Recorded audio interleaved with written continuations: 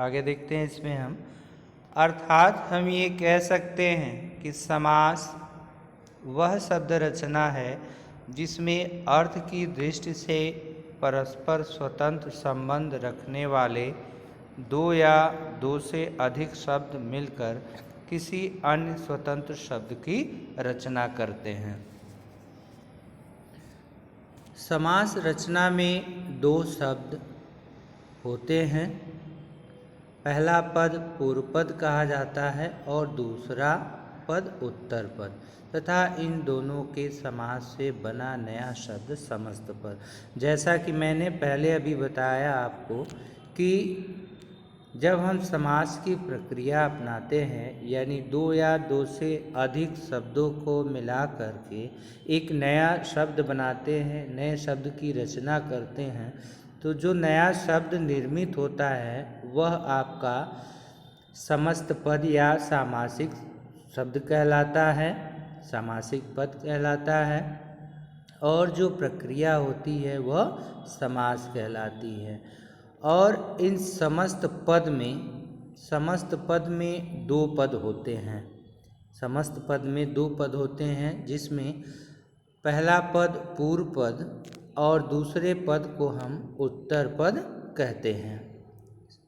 तो समास रचना में दो शब्द होते हैं, पहला पद पूर्व पद कहा जाता है पहले पद को, और दूसरा पद उत्तर पद, तथा इन दोनों के समास से बना नया शब्द समस्त पद।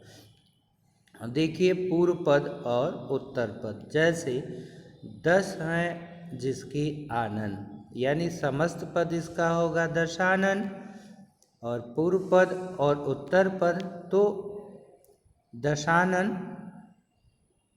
तो यहाँ पर 10 और आनन होगा।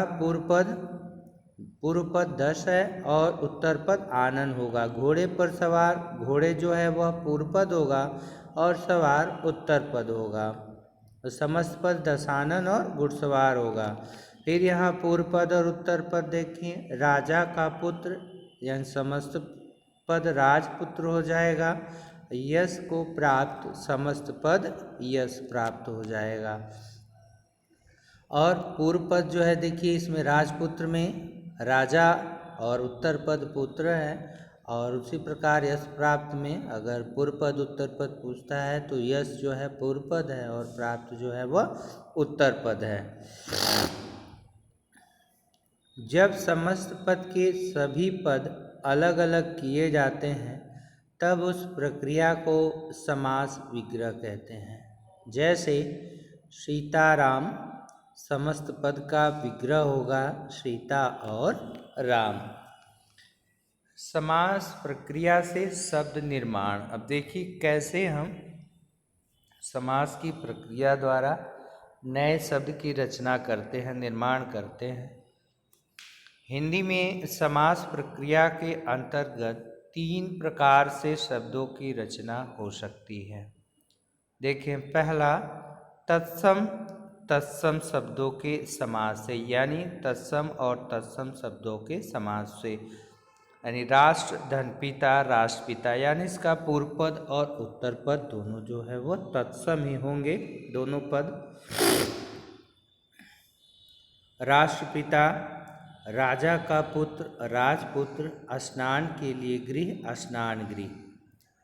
तद्भव, तद्भव शब्दों के समास से, जैसे घोड़े पर सवार, घुड़सवार, चारपाई यानी चारपाई, बैलों की गाड़ी यानी बैलगाड़ी। अब विदेशी प्लस विदेशी, यानी दोनों पद जो है विदेशी, यानी तत्सम तत्सम का मेल से तद्भव तद्भव के और विदेशी विदेशी। हवा का जहाज, हवाई जहाज। आराम के लिए गाह, आराम गाह। जेब के लिए खर्च, जेब खर्च। हिंदी में ऐसे समस्त शब्द भी मिलते हैं जो दो भिन्न भिन्न भाषाओं के शब्दों के मेल से बने हैं। जैसे तत्सम और तद्भव, चंद्रमुहि। तत्सम और विदेशी, योजना कमीशन। तद्भव और विदेशी, डाक खाना। विदेशी और तत्सम जिलाधीश, तद्भव और तत्सम बिजली यंत्र। विदेशी और तद्भव पॉकेट मार। अब समास के भेद। तो ये तो हमने जाना कि समास है क्या। अब हम चलते हैं समास के भेद पर। समास के निम्नलिखित 4 प्रमुख भेद हैं। पहला है तत्पुरुष समास। दूसरा आपका जो है वह बहुव्रीहि समास है। तीसरा द्वंद्व समास और चौथा अव्ययी भाव समास। देखिए इसमें 2 समास और द्विगु समास और कर्मधारय समास, यह समास जो है तत्पुरुष समास के अंतर्गत ही पढ़े जाते हैं।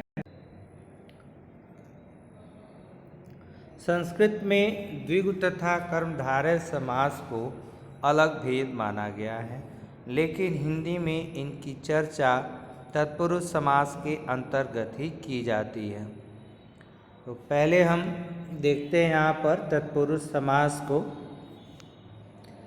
देखिए जहाँ इस पद में जैसा कि बताया गया आपको कि 2 पद होते हैं, तो तत्पुरुष समास में क्या होता है, क्योंकि इन्हीं पदों के हिसाब से इनका वर्गीकरण किया गया है।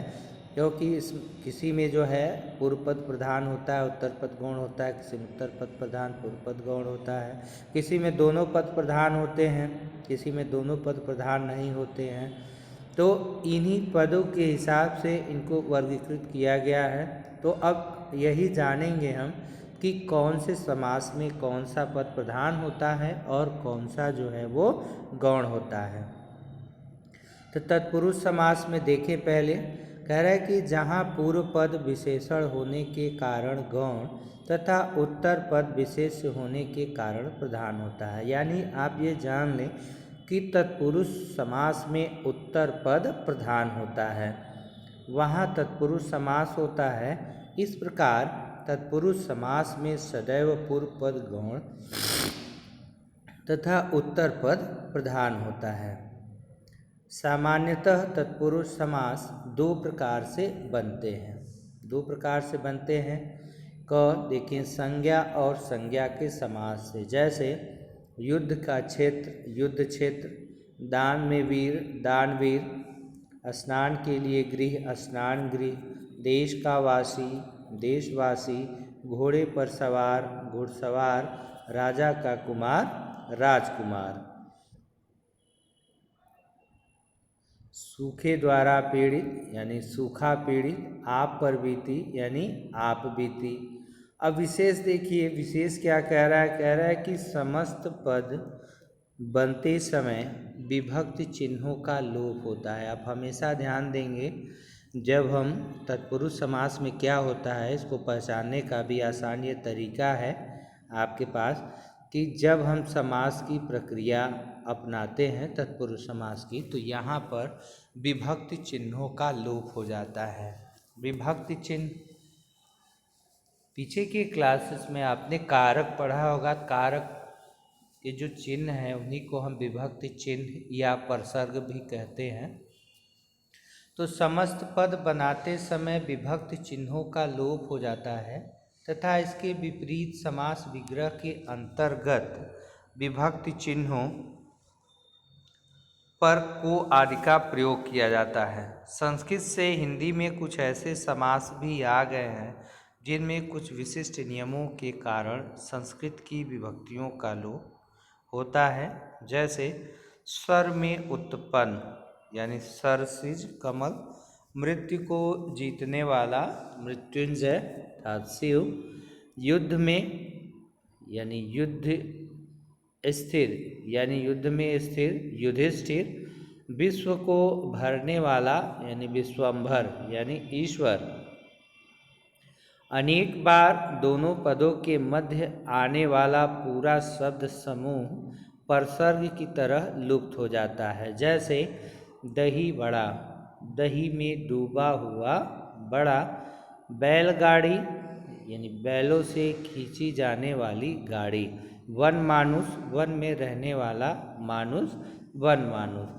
अब यहाँ पर देखिए समस्त पद और विग्रह दिया हुआ है, यहाँ से हम लोग समझ सकते हैं यहाँ से भी कौन सा समास है। देखिए विग्रह यहाँ समस्त पद दिया है अनुभवजन्य, यानी अनुभव से जन्य। यहाँ पर देखिए ये सब ये तत्पुरुष समास का उदाहरण है, अनुभवजन्य यानी अनुभव से जन्य। अमचूर आम का चूरा, यहाँ पर देखिए से, का, पर, से ये सभी विभक्ति चिन्ह हैं और समस्त पद में इन्हीं का लोप हुआ है। और जब हम विग्रह करते हैं तो इनके ही चिन्हों को हम क्या करते हैं, फिर से दिखा देते हैं। ठीक है, उसको हम जो है तत्पुरुष समास कहते हैं, जहाँ पर विभक्तियों का लोप होता है। तो अनुभवजन्य में अनुभव से जन, यहाँ पर से विभक्ति का लोप हुआ है और से जो है वह किसका है, तो यहाँ पर जो है देखिए यहाँ पर करण कारक से होगा, साधन का बोध हो रहा है क्योंकि जानने का जो है। देखिए कारक में जो है अपादान का भी से होता है और करण का भी से होता है, लेकिन हम अंतर कैसे करते हैं इन दोनों में कि करण कारक के से क्रिया के होने के साधन का पता चलता है, माध्यम का पता चलता है, जबकि अपादान कारक में से विभक्ति से अलगाव का बोध होता है, अलग होने का बोध होता है। तो यहाँ पर अनुभवजन्य यानी अनुभव से जन्य, यानी यहाँ पर जो है करण कारक होगा, यहाँ से करण का आशय लेंगे हम, क्योंकि यहाँ पर क्रिया के होने के साधन का पता चल रहा है कि जानना किससे हो रहा है, अनुभव से।